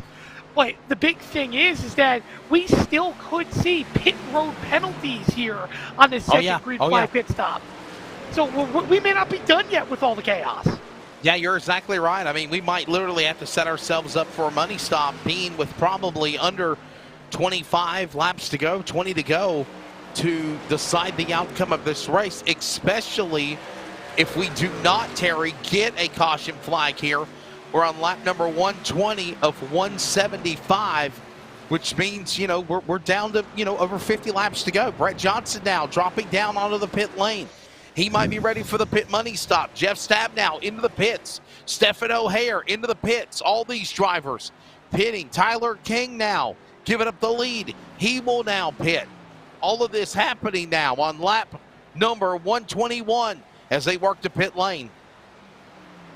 Well, now with Brian Reynolds staying out again, he stayed out on the first initial green flag pit stops, and he has a 5.5 second lead over Ryan Bloom. If a caution was going to come out and benefit one of these drivers that have not been Devin West or Ryan Bloom or one of these drivers, it would be now to benefit Brian Reynolds and Toby Ritters back there in the 5th place position. He's about to fall back to Moore here. This would be the time. I don't think it's going to happen. How cool would it be to see a green flag wire to wire at Dover? Yeah. Something that you don't normally see. I don't know if it's ever gone caution free. Yeah, I don't think we've ever had that in the history of the Northwest for playoffs as well. Yeah, I mean, I think we're going to do it tonight. And you got to think about this too as well, guys. For the last 2 playoff races, we've had double overtime, and actually the race ended under caution because they couldn't finish the second attempt at overtime for the checker flag. Yeah, and again, listen, sometimes it's also good to have races like this after a little bit, a couple chaotic finishes. And I think the big thing here is, of course, we're looking at the 12 a little bit on edge right now of Reynolds on these older tires. Again, I look at it like this. Obviously, Bloom's going to end up inheriting the lead. But another thing to think about, and I'm trying to think about it through my head, you know, you're seeing these guys come down in short pit early. Is there maybe a possibility we could see some guys turn around and try to maybe make a 3rd pit stop to utilize their last set of tires to make that differential of about a second to a second and a half faster a lap with 4 fresh good years? For example, of course, Ryan Bloom, we're looking at him. He's about to inherit the lead if he can get around this lap traffic, and indeed he will. Bloom right now has been a second and a half as there he goes to the inside. He will inherit the lead from Reynolds to take lap 127. But overall, we're seeing about 1.5 to almost nearly 2 seconds faster a lap right now, for example, over the 12. So the way you put it like that, I think you're going to see a lot. And I mean, a lot of these guys think about making a 3rd green flag pit stop to try to maximize their track position. Let's look at the playoff standings coming into this race. Obviously, nothing going on track with under 50 laps to go. Look at the point standings as we look at some of these drivers that need to have a good run. And the 2 drivers that I'm really thinking of right now, honestly, Terry, number 1, Ryan Bloom up in the front. And Kevin Smith is also having a very solid run. Dennis Moore behind him. Those are the drivers that are the Fast 3 playoff contenders, especially Ryan Bloom. Number 8 seed will advance to number 2 and put himself into the championship finale in 2 weeks at Homestead if he can pull this off. Well, if my math is right, with Ryan Bloom leading this race, he'll jump up, obviously, in advance with Stephen O'Hare if he wins. But with Tyler King sitting back there in the 9th place position and Dennis Moore and these guys having a good run in front of him, well, that's going to move potentially Tyler King down to that cut line and allow those two of Kevin Smith and Dennis Moore to stay up there, if not bumping him completely out. So that could set up a big thing going into Phoenix next week, and then obviously the championship race with the Final Four. One of them's going to punch here unless Devin West goes up here and pulls this win away from that 2025 machine of Ryan Bloom. But I just don't see it happening. I think Ryan Bloom has just been on rails all race long since he took this lead. Yeah, Ryan Bloom has just been absolutely strong. I mean, he's got a nice, comfortable lead. There you see now Sean Brightsman, Devin West, Paul Newton. This is a battle going on inside the top 10 for 7th, 8th, and 9th on the racetrack. Sean Brightsman, and again, you got drivers that are slowly but surely, let's just be honest. You got lead lap cars, Tim Moore fighting lap down cars, and Devin West wants to get back on the lead lap, no doubt about it. Indeed, Devin West. Well, actually, Devin West is on the lead lap. He's battling for the lead, of course, with Bloom. This is Paul Newton, my who's a lap down right is all screwed up. Yeah, indeed. But either way, Newton is behind him, and he's currently the first truck one lap down. But I do want to point this out, guys, as well, because we talk about the playoff picture. Devin Moore, I believe, actually, he just came down the pit right now. So that'll Dennis Moore, rather, came down the pit right now. So that'll mix things up a little bit. He'll end up falling outside of the top 10. Guys, we're only going to have, if Newton continues to stay one lap down, we're only going to have 4 guys left on the lead lap when Reynolds comes down the pit. Remember, he as well has to make one last green flag pit stop. So, again, not very characteristic compared to what we see to Dover. Of course, one-lane track, not much opportunity to pass. But at the end of the day, who would have drawn it up that we may only see 4 trucks at the end of this race left with a chance to win? A lot of these guys, again, really, really hoping for a caution in this late portion. And we're not saying that, of course, because the racing hasn't been exactly what we thought it was going to be. But really, if you're in the middle of this pack, the only way you're going to get a chance back in this race is if a caution comes out with how many guys there are lap down. 135 laps of 175. You can put countdown mode on the board. 40 laps to go now here at the Monster Mile as this race is coming down to the end here. Now click it down to 39 laps. And again, trucks just peeling off, going in, making pit stops. And I will say this, I'm seeing more trucks make more pit stops. We got single digits with 9 trucks, Terry, on the lead lap. That's Jeff Stabnow at the tail. Everyone else with Brett Johnson on back, a lap down or more right now on track. Yeah, I mean, we're sitting at 5, and this has been a weird, yeah. 22.98, by the way. Race. Dennis Moore just turned the fastest lap of the race in the 44 truck. 22.98 for the driver of the Moore Speed Beaver State 44. Another driver that is a playoff contender. Yeah, he's sitting 2 laps down in 11th, though. He's going to climb through this field. He has to drive all the way back around to get a lap back and go 1 down. And then he has to pass all these other drivers with Tyler King, Paul Newton, Jeff Stabnow, and Aaron Cooper. That's 1. So, I mean, he's got a lot of work to do if he's going to do it. But, I mean, you see the lap times he's putting down. I mean, he's putting 22.9. So he's 2 seconds faster than the leader at the moment. Is timing and scoring correct? There's only 5 trucks on the lead lap. That That's is it. 100%. We're going to have 4 when Reynolds comes down the pit here, Wesley. That's the reason why I'm saying it's so spread out with the black flags under the first sequence of green flag pit stops, and a lot of guys as well having chaos. They didn't have penalties, for example. And by the way, give a lot of credit, guys. Jeff Stabnow, remember we saw him get stuck in the pit barrels, crash in the pit entry. He's still in the 9th position when it's all said and done. Yeah, that's right. He's not out of this at all by any means.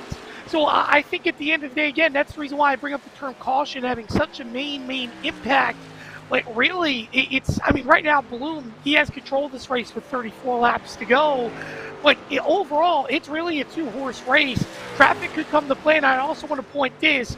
This is also where for Devin West this season, this is the portion of the run where it's really told about how good his cars tend to be on the long run.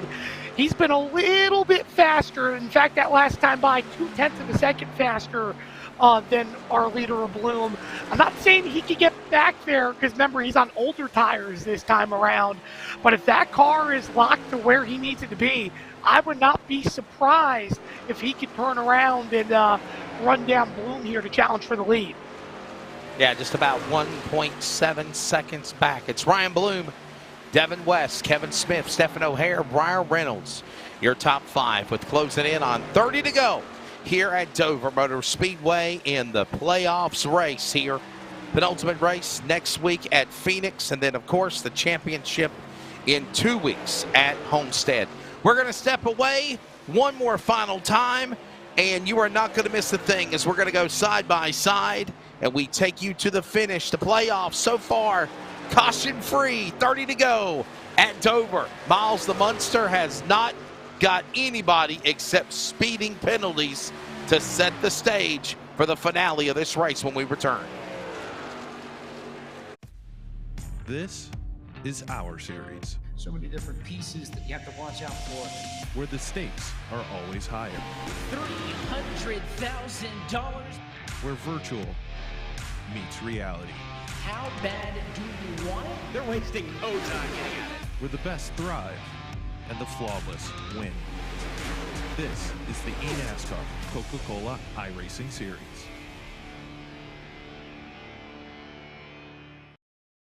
Hey, it's broadcast personality Wesley Outlet up topside at one of the great racetracks of the world, the Caraway Speedway. And I'd like to remind you to join us every Wednesday afternoon at 1 p.m. Eastern to 3 p.m. Eastern with coverage of Finish Line, where we talk to everybody from NASCAR to grassroots, like right here at Caraway Speedway.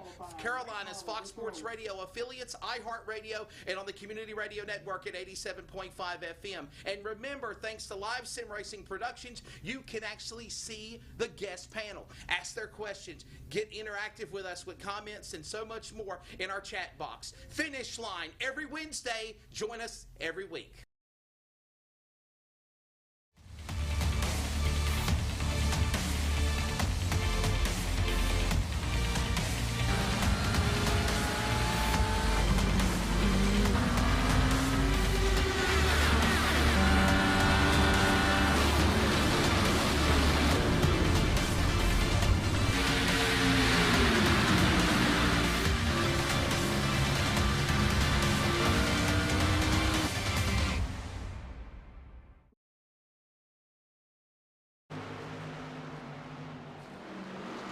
We're back here at the Dover Motor Speedway, ready to settle you in for the final 25 laps.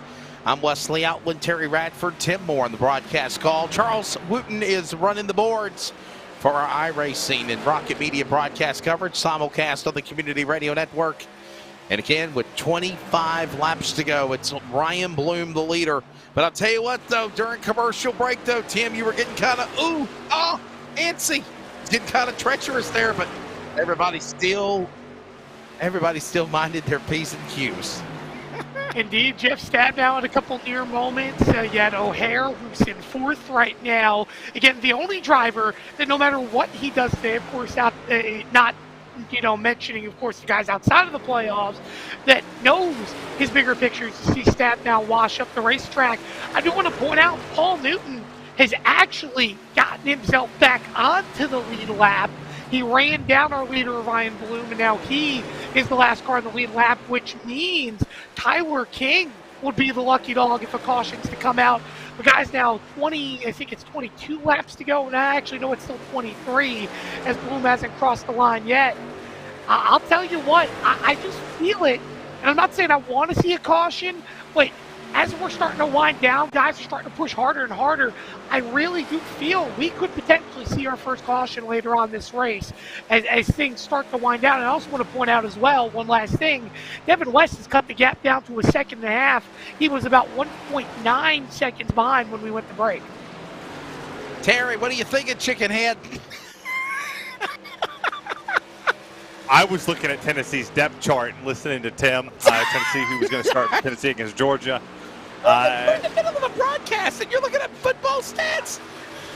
I am fully, yeah.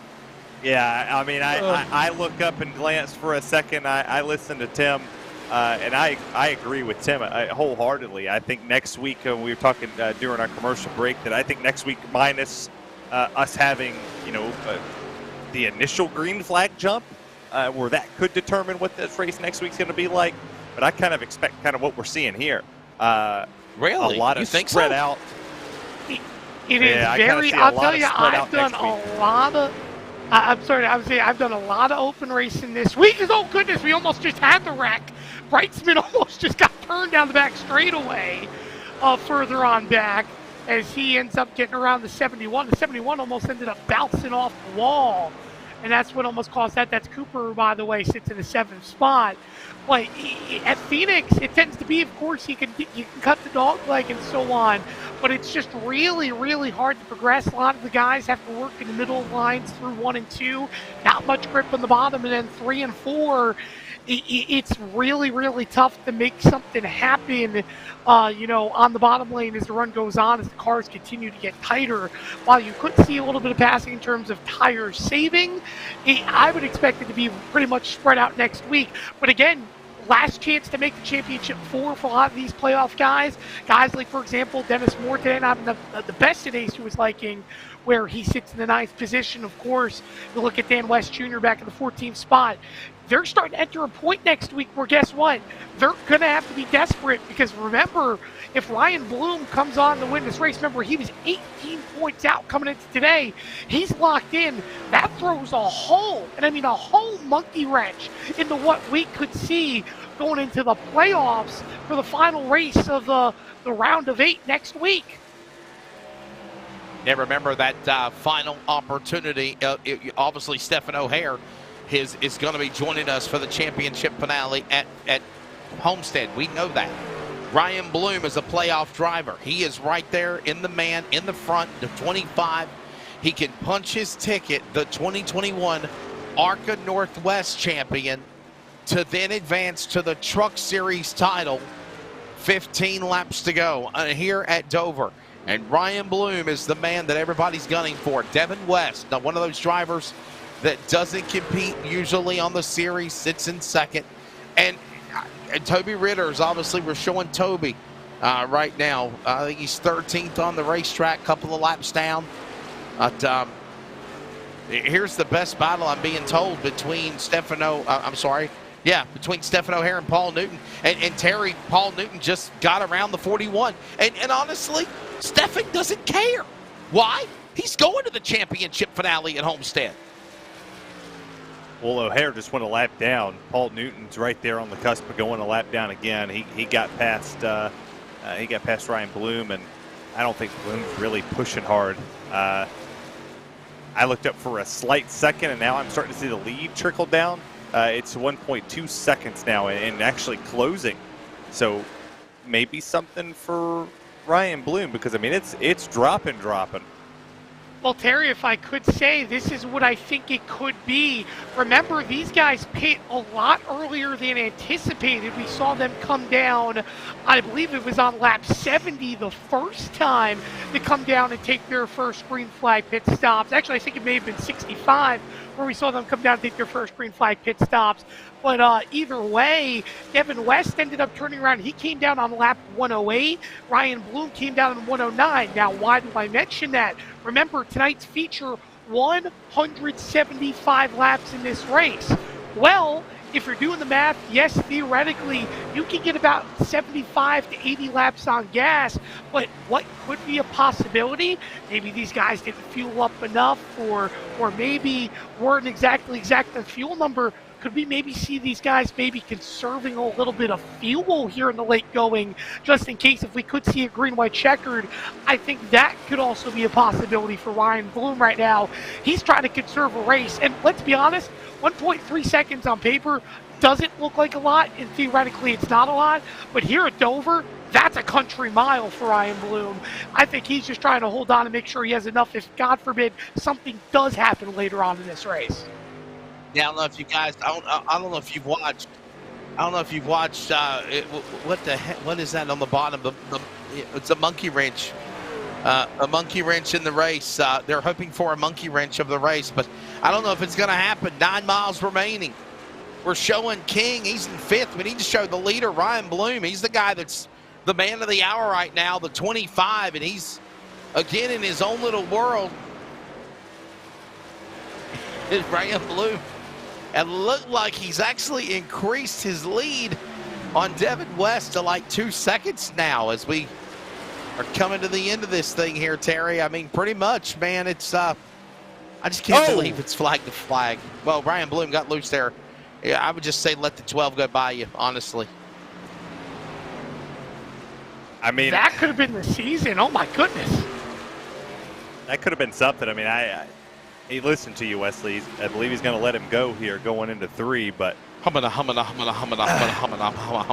I got off my couch to go call the race for Race Spot, I thought for sure, I was like, man, I'm going to call, I thought that those races would be like drawn out in the F3, F4 series. We would go around and I would call a Long Beach race that kind of stunk. Not saying this sucks, because this is racing. I mean, this is what racing's about. If you look up the definition of racing and then you look up the definition of caution, clearly this is what racing's about. Strategy, full team all together. Make sure your pit crew is fine. Make sure you execute every phase of the race. And so far, you look at Ryan Bloom, he has executed each phase of this race. I mean, he did have a very good qualifying spot, started 4th.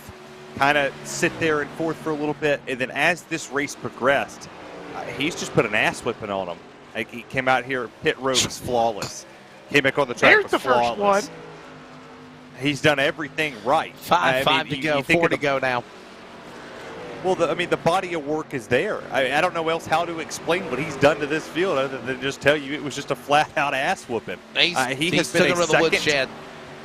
Yeah, it's been a second and a half all race long, and Devin West has had 0 answers.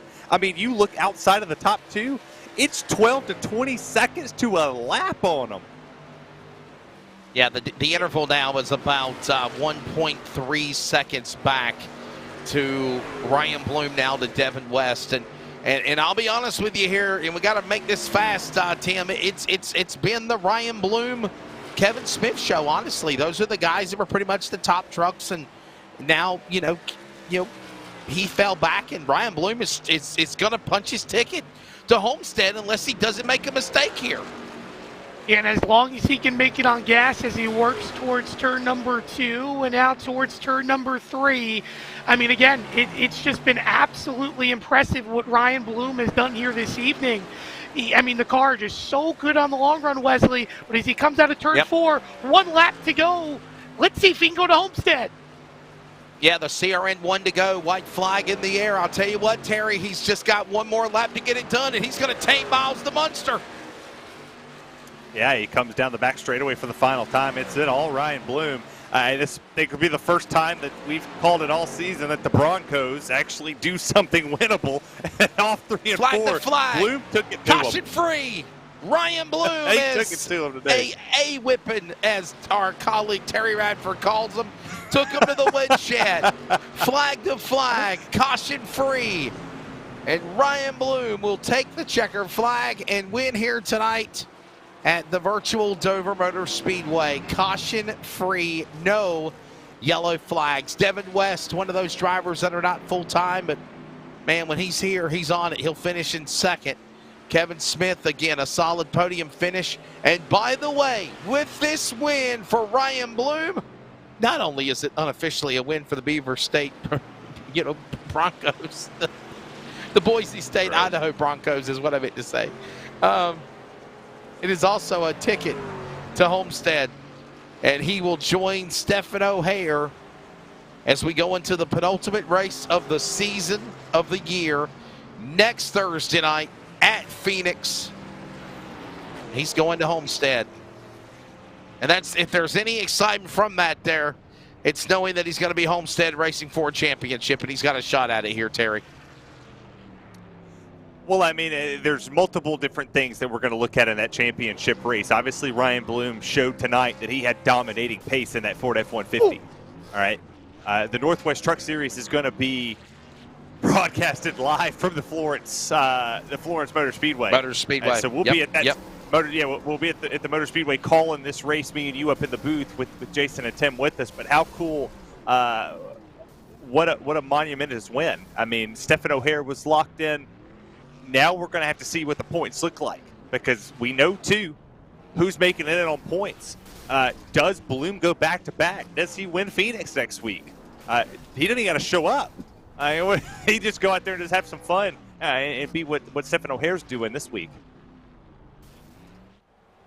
Well, let's take a look at the results. We'll get your thoughts in a minute, Tim. Let's take a look at the results here tonight from Dover Motor Speedway here. We'll go 8, 7, and 7. Ryan Bloom is the winner. Devin West will finish in the second spot here tonight. Kevin Smith, a solid podium for third. Paul Newton, fourth. Tyler King, the first truck, 1 lap down. 4 trucks on the lead lap at the checkered flag of this caution-free event of 175 laps at Dover. Aaron Cooper is 6th, solid run for him. Jeff Stabnow, even with his problems, to come back with a solid top 10. He is 7th, and Dennis Moore, he'll finish in the 8th spot there, Terry. Stephen O'Hare in 9th with Briar Reynolds rounding out the top 10. Go back to the 11th place position. You got Brett Johnson, the first car, 2 laps down. Sean Breitzman, Toby Ritters, Dan West Jr., Ray Fournier, and Casey Duncan rounds out the top 16. Indeed, Frank Harris comes home 17th. Troy Daggett 18th. James Vining looked like he was going to be in the top 10, but after a little bit more troubles after his second pit stop of the afternoon, he called today. He ended up finishing 102 laps down in the 19th spot, and Chad Malik 20th. Coming home 21st is Ron Hunter, 138 laps down. And rounding out the field, Carl Burke, he comes home 22nd, 144 down in this race this evening. And let's take a look at the race summary. Not much to really talk about, as again, no cautions. No caution laps. Big goose eggs on the board for that here at Dover, but 9 lead changes, and a lot of those lead changes happened during green flag pit stops. Coming up, finish line post-race wrap-up. Don't forget, finish line live at the track in 2 weeks at the South Carolina 400 at Florence Motor Speedway. We got all the details about that coming very soon, and we look forward to giving it to you not only with the finale of the Northwest Truck Series race at Homestead from a real speedway in the press box with Terry and myself in South Carolina, but also content, coverage, finish line, the pit peel party, and so much more leading up to the big race on Saturday. Oh, and by the way, $35,000 added onto the purse for last year's race as well, added onto that total, plus Dale Earnhardt Jr. will be there. It's on Flow Racing.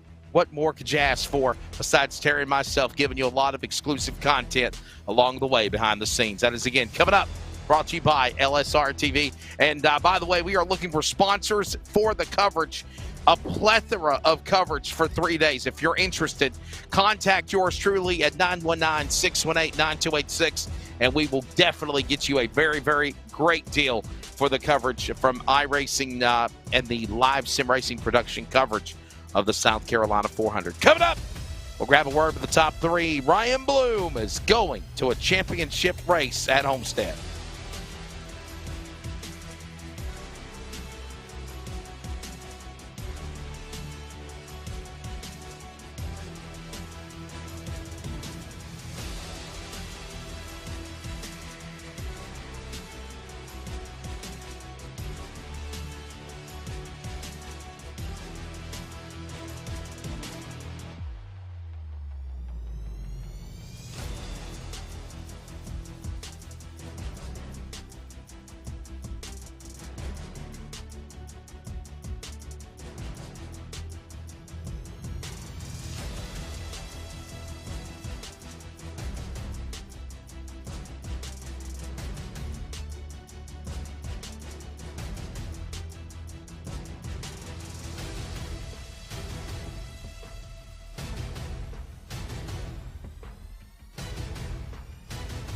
Community Radio Network.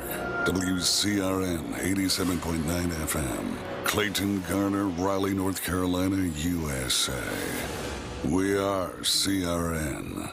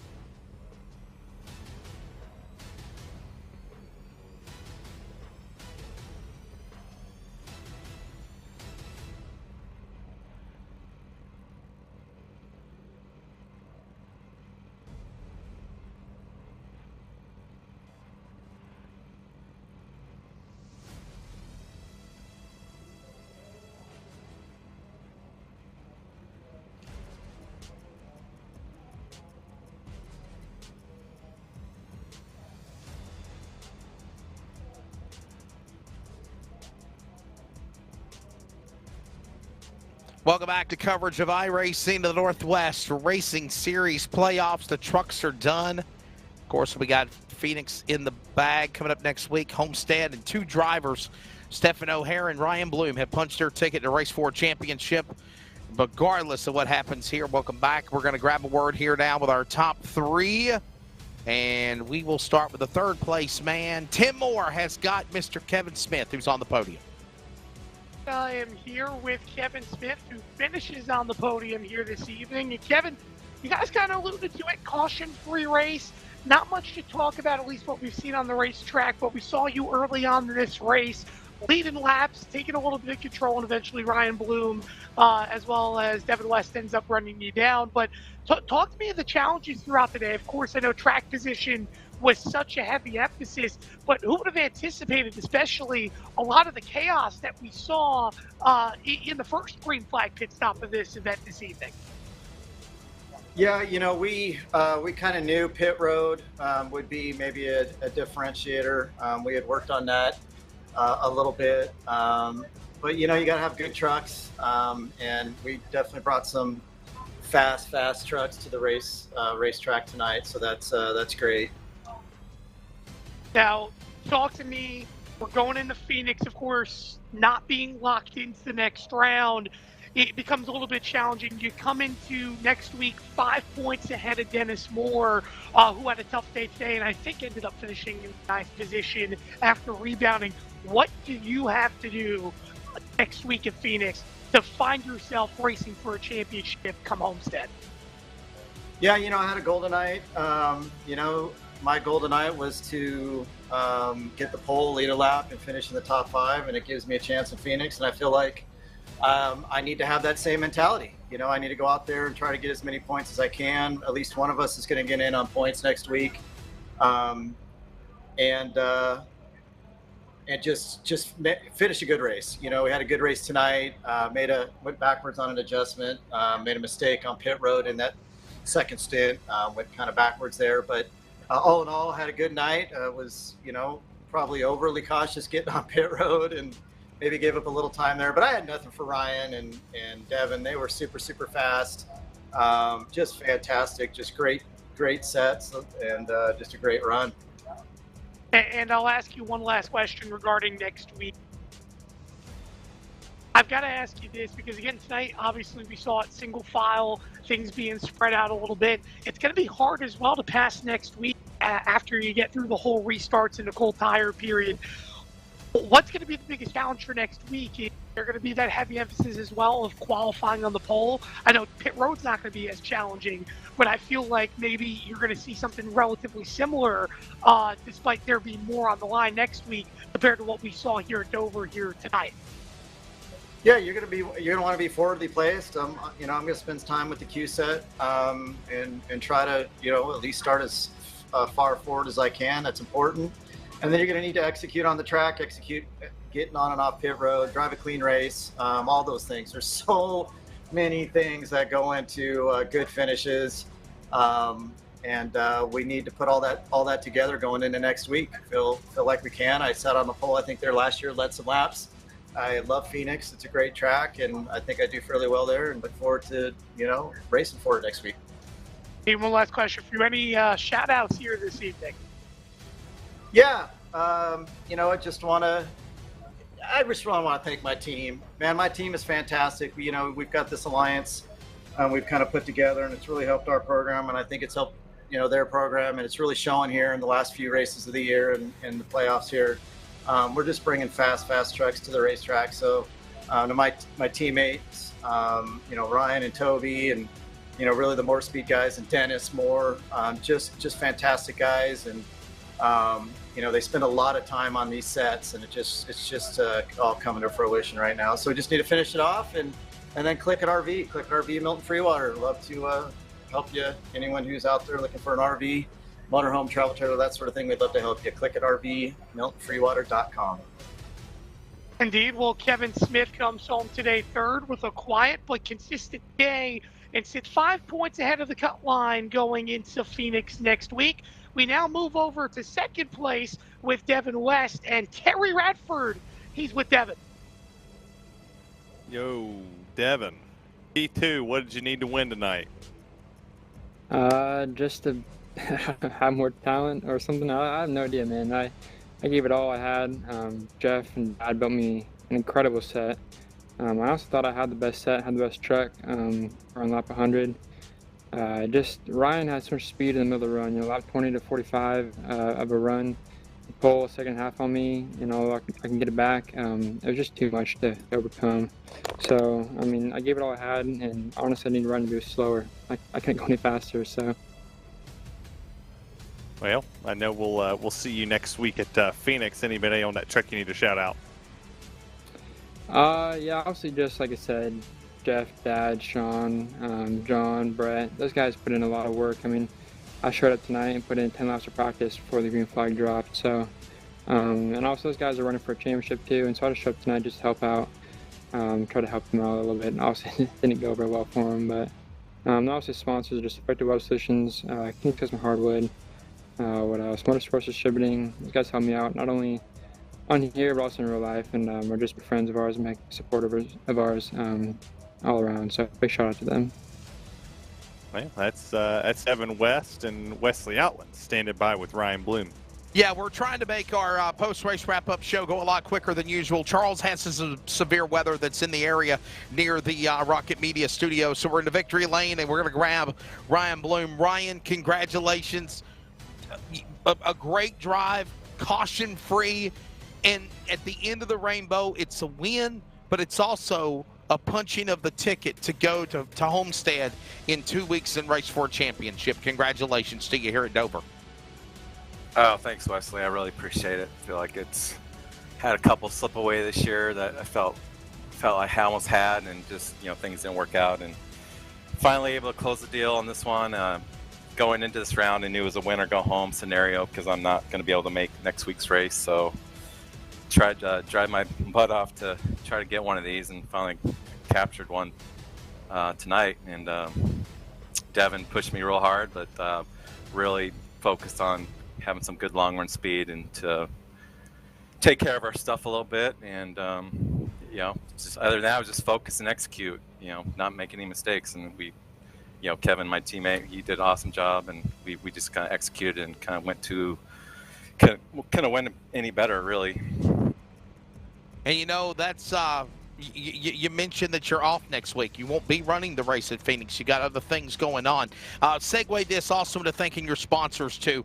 What can you say about your driving ability in the sim and how better you've got since, being a driver that we used to really say you had problems, and you win the ARCA Northwest Championship last year, and it just seems like you've just totally turned around your driving style here in the last 365 days to boot.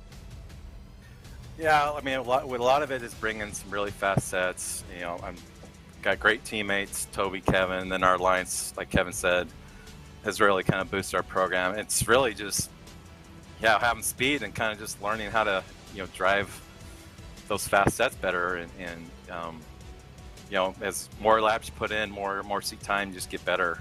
Racecraft, making passes, pitting. You know, just little things like that you can really gain on, and it's helped tremendously. But most importantly, probably just the people, you know, on my team and the friends I've made, and just really helped a lot. Well, look, buddy, we'll let you go. Before I do, thank your sponsors. No one really to sponsors to thank, but just want to say shout out to you guys, LSRTV, doing a great job. Appreciate the coverage, and again, just shout out to my teammates, and a big shout out to Dennis Moore, and he's been a great on the Alliance, and I know he puts in a lot of laps in, and so teaming up with him has been a nice boost for me and our team. So it's been fun, and I guess I'll see you guys at Homestead. Ryan Bloom, again, will not be at Phoenix, but Terry Radford and Tim Moore, with this win tonight at Dover, he punches himself in to the Championship 4 finale at Homestead in 2 weeks. So that's going to wrap up our coverage. We got to get off the air real quickly. Weather's in the area at the production studio. But Tim Moore, I'll leave you with your final thoughts, man. What a phenomenal race. No cautions, no crashes, but great strategy, great scenarios, green flag pit stops, penalties. What you would like in a race without the cautions and the calamity. We saw that tonight here at Dover. And in the end, Ryan Bloom is racing for a championship. Yeah, and I'll tell you what, to wrap things up real quick for Ryan Bloom, I mean, now that we know he's not going to be at Phoenix next week, this race was a must-win for him because he came in -18, so such a heavy emphasis. But I'm going to tell you what, next week, again, watching that battle for the cut line is going to be so interesting because, yes, Kevin Smith comes in 5 points ahead of Dennis Moore. But, again, I want to emphasize this at least moving forward more again this season. We saw how good he was today on speed. Of course, he ends up speeding in the pits and ends up having a bad day. I would not be surprised if Phoenix next week as well may have one of the best cars on the racetrack. I think things are going to be real interesting next week. And again, while it may be spread out single file, not as much spread out as what we saw here tonight at Dover, but enough to, you know, generate it to spread out throughout the racetrack. I think you're going to see guys get real desperate if they have the race not exactly going their way, just to try to get themselves in a position to win in a late going. Next week should be fun. And Homestead, it should be even better. These next 2 weeks are going to be a lot of fun.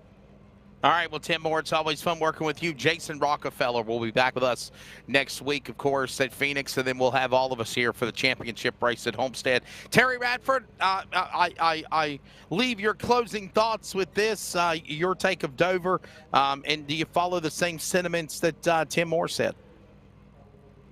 Yeah, I mean, it just this was good racing for when we had it, being single file, and it definitely showed that Ryan Bloom put himself in the he had to win, and he did. Next week's going to be fun. Can't wait for Homestead. Season is almost over, and it seems like we just started, Wesley. Yeah, it's been fun for sure, man. It does seem like we cranked it up back in March, and here we are down to the home stretch. As always, you can follow us at livesimracing.com. We are CRN.com and iRacing if you want to become a member of this virtual sim world that is the Northwest Racing Series. Of course, thanks as always to Jeff Stabnow, Charles Wooten, everybody at Rocket Media, Live Sim Racing Community Radio Network. For Tim Moore, Terry Radford, I'm Wesley Outland. Congratulations, Ryan Bloom.